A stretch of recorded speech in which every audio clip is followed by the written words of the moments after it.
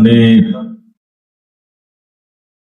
berterima kasih mendapatkan kunjungan dari beliau terkait dengan beberapa hal yang menjadi konsen kita bersama. Yang pertama terkait dengan masalah dunia pendidikan, di mana tentunya kita sama-sama memiliki sikap yang sama untuk bagaimana mempersiapkan generasi muda kita untuk betul-betul bisa dipersiapkan dalam rangka mewujudkan visi Indonesia Emas 2045. Oleh karena itu, di dalamnya tentunya ada interaksi antara murid, guru, orang tua, yang tentunya harus kita jaga dengan memberikan ruang yang lebih besar manakala terjadi permasalahan-permasalahan untuk bisa dilakukan hal-hal yang bersifat restoratif atau mediasi. Itu yang pertama. Yang kedua, tentunya kami tadi membicarakan banyak hal terkait dengan ancaman terhadap generasi muda, mulai dari masalah narkoba, terkait dengan masalah video online yang sekarang ini sedang menjadi perhatian, juga permasalahan-permasalahan kenakalan, tawuran, dan sebagainya, termasuk juga bagaimana mendidik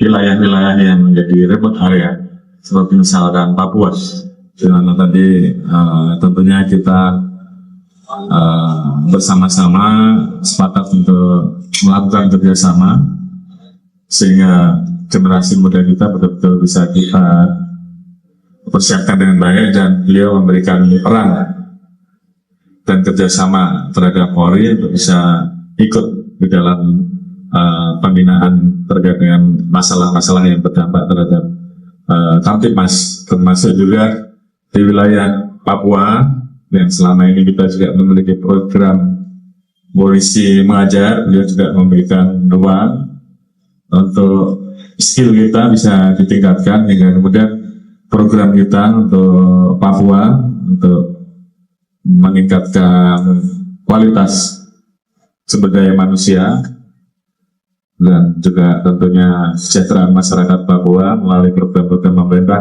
bisa berjalan dengan baik. Mungkin itu yang bisa saya sampaikan. Silakan, Bro. Terima kasih Pak Kapolri. Jadi menambahkan yang disampaikan oleh Pak Kapolri tentang beberapa hal yang insya Allah nanti bisa kita kerjasamakan, terutama yang berkaitan dengan upaya kita untuk membangun atau menciptakan suasana di lembaga pendidikan yang aman, nyaman, dan ramah. Kami memiliki kesepahaman dengan Bapak Kapolri terkait dengan bagaimana berbagai persoalan kekerasan yang masih saja terjadi di lembaga pendidikan itu dapat diselesaikan dengan pendekatan kekeluargaan, pendekatan musyawarah, atau dalam bahasa hukumnya restoratif justice. Kemudian yang berkaitan dengan pendidikan untuk masyarakat di daerah 3T atau masyarakat di daerah yang memang tidak aman, kami tadi sudah ada kesepahaman dengan Bapak Kapolri untuk nanti ada program polisi mengajar atau relawan mengajar yang sebagian dari unsurnya adalah dari kepolisian. Ini bagian dari komitmen kita untuk bagaimana memberikan layanan pendidikan untuk semua, bagi siapapun anak-anak Indonesia dimanapun mereka berada. Kemudian yang terakhir, beberapa hal yang selama ini sudah ada MOU antara dulu masih Kemendikbudristek dan sekarang Kementerian Pendidikan dan Menengah untuk nanti kita tindak lanjuti dengan kerjasama menyelesaikan berbagai persoalan tidak dari hilirnya tapi dari hulunya, dengan misalnya nanti ada program polisi ke sekolah atau mungkin nanti juga penyuluhan mengenai berbagai hal yang menyangkut ketertiban masyarakat oleh aparatur kepolisian dengan sekolah-sekolah yang ada di Indonesia. Tadi juga disampaikan beberapa gagasan untuk kegiatan pramuka, dan termasuk dalamnya adalah pramuka Bayangkara juga mungkin nanti coba kita eksplorasi untuk dihidupkan lagi, karena kepanduan pramuka dan juga kepanduan yang lainnya ini juga kita perlukan untuk membentuk jiwa bayangkara dan juga sikap-sikap di kalangan para pelajar ini dengan kedisiplinan dan berbagai hal yang positif untuk masa depan mereka. Kami kira demikian beberapa hal yang tadi sudah kita bicarakan. Setelah ini nanti akan ada tindak lanjut dalam bentuk perjanjian kerjasama atau mungkin juga MOU, karena MOU yang lama sudah harus kita perbarui karena kementeriannya ganti begitu. Dan kemudian nanti perjanjian kerjasamanya akan lebih detail dibicarakan secara table to table antara Kementerian Pendidikan dan Menengah dengan Bapak Kapolri. Pertama terkait dengan program polisi, bagaimana polisi ikut dalam kegiatan mendidik ya, terutamanya di wilayah-wilayah seperti Papua yang tadi kita sampaikan. Nama kita sudah ada program polisi Piajar, polisi seperti mengajar. Biasanya itu dilakukan oleh anak-anak buah kita yang menjadi Babin Kamtimas atau menjadi anggota-anggota yang ada di wilayah Papua. Tadi sempat disampaikan bahwa kita saat ini sedang merekrut kurang lebih 2.600 orang asli Papua, yang tentunya ini akan sangat efektif apabila nanti pada saat mereka dikembalikan untuk berdinas di Papua, diberikan pembekalan untuk skill terkait dengan masalah bagaimana membantu program-program yang terkait dengan apa yang menjadi program dari Kementerian Pendidikan Dasar Negara dalam hal keterampilan mengajar. Ini tentunya mungkin akan bisa jauh lebih efektif, dan tempat sempat tadi kita diskusikan juga terkait dengan bagaimana penggunaan dana otonomi khusus yang bisa diarahkan untuk menjadi lebih tepat sasaran, karena memang di sana juga sebenarnya ada tenaga-tenaga pendidik dari orang asli Papua yang juga bisa dibiayai dengan biaya tersebut, sehingga kemudian bagaimana meningkatkan kualitas saudara-saudara kita terkait dengan masalah apa yang dibutuhkan itu betul-betul bisa berjalan. Kalau terkait dengan apa yang tadi disampaikan, tentunya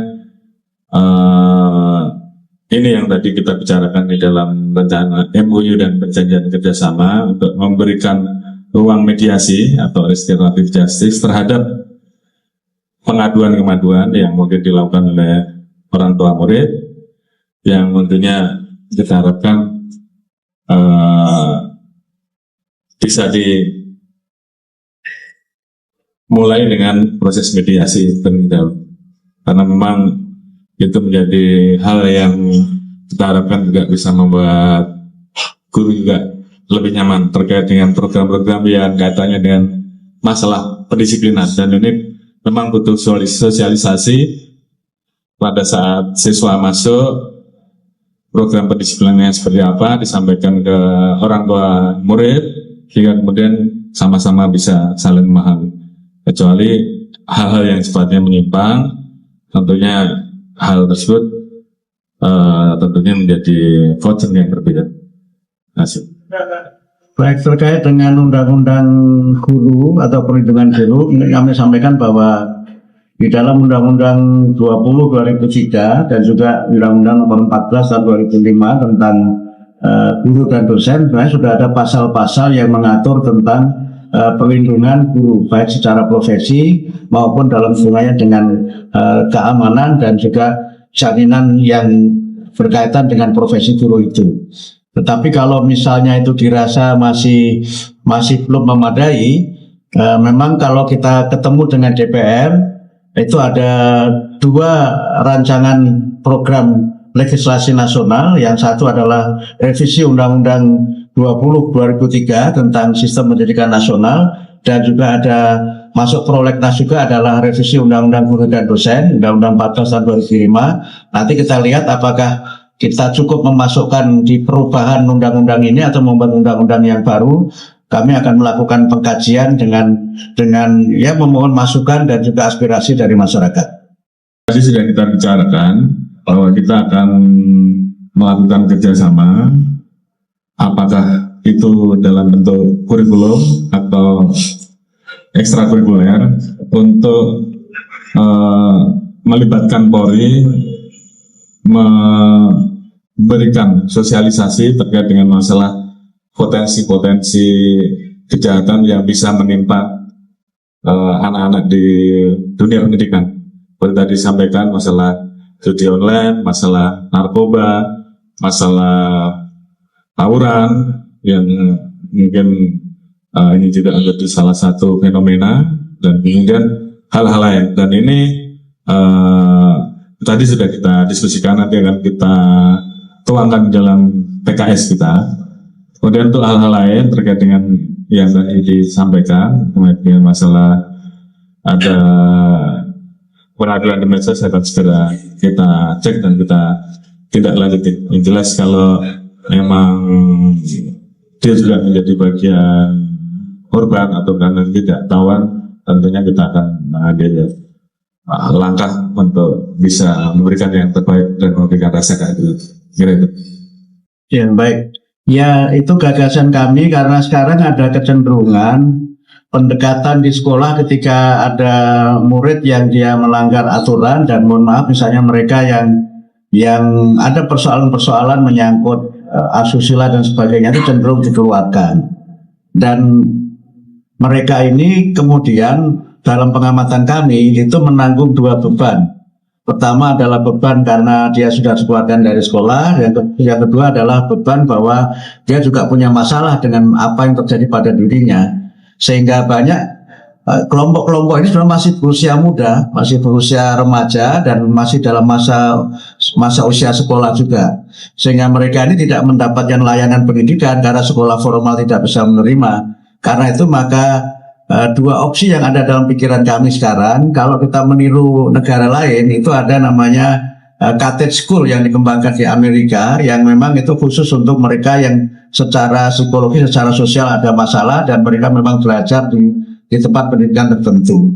Kemudian yang kedua, kemungkinan juga bisa dengan pendekatan boarding, yang selama ini juga beberapa sudah ada dilakukan oleh beberapa organisasi kemasyarakatan. Tapi nanti formatnya seperti apa akan kita lakukan kajian lebih mendalam lagi, karena memang kami juga harus memiliki data yang cukup akurat untuk memastikan bagaimana penanganan ini bisa kami lakukan, sehingga mereka yang sudah menjadi korban ini tidak mendapatkan dua masalah gitu. Seperti dulu kan ada kekerasan seksual yang dialami beberapa murid, ya, mereka sesungguhnya korban, tapi kemudian malah dikeluarkan, dan ketika ditampung di sekolah formal, itu masyarakat memiliki penilaian negatif terhadap sekolah formal yang menampung mereka, sehingga harus ada jalan keluar karena mereka tetap ingin belajar, dan mereka harus kita berikan kesempatan untuk bisa tumbuh sebagai generasi bangsa yang hebat dan kuat dengan pendidikan yang kita berikan.